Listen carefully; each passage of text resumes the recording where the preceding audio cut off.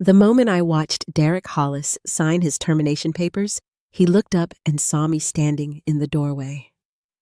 3 years earlier, he had made sure I left that building in handcuffs.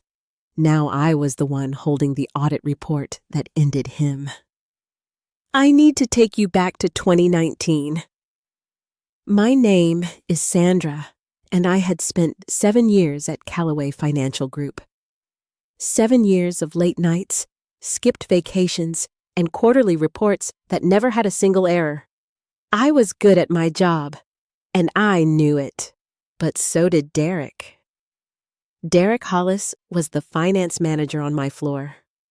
Polished, charming, the kind of man who remembered everyone's birthday and forgot none of his own ambitions.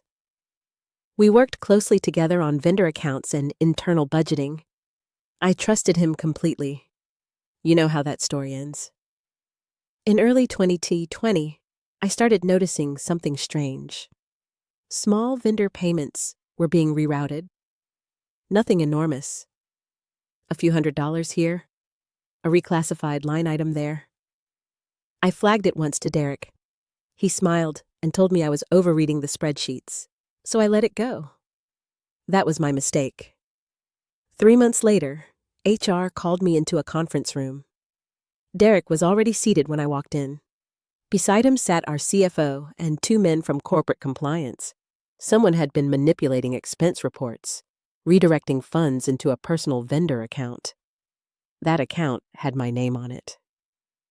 Derek had spent months quietly building a paper trail pointing directly at me.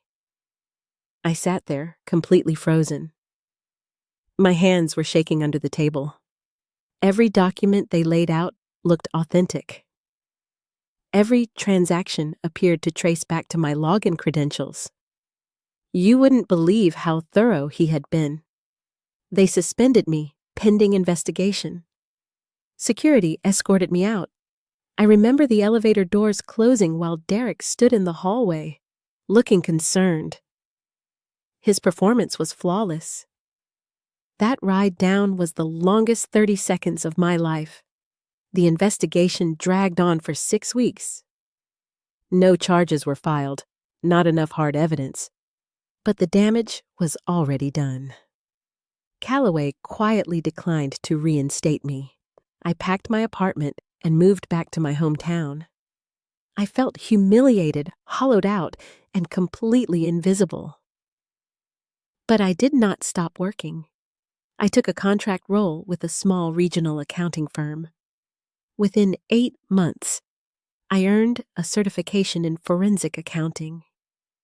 Grief has a funny way of sharpening your focus.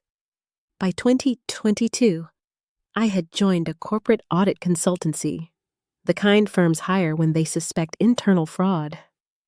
Then, my phone rang. The caller ID read, Callaway Financial Group. Apparently, the irregularities had continued long after I left. The amounts had grown bolder. A new junior analyst had raised concerns, the same concerns I had raised 2 years earlier. Callaway hired my consultancy to run a full internal audit. My supervisor assigned the case to me personally. Nobody at Callaway knew I was coming. I spent 3 weeks inside their systems. What I found was meticulous, brazen, and unmistakably Derek's work. He had been siphoning funds for over 4 years. The personal vendor account, the one with my name, had been one of several decoys. The real accounts traced back to shell companies registered under names of family members. The morning we presented our findings, I walked into that conference room one more time. Derek was already seated. His face went completely white when he saw me. The CFO slid the termination documents across the table, and Derek's hands wouldn't stop trembling as he signed. On his way out, he stopped in the doorway. He looked at me and opened his mouth. Nothing came out. I simply nodded. That was enough.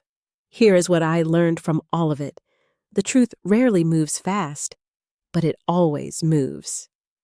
Patience is not weakness.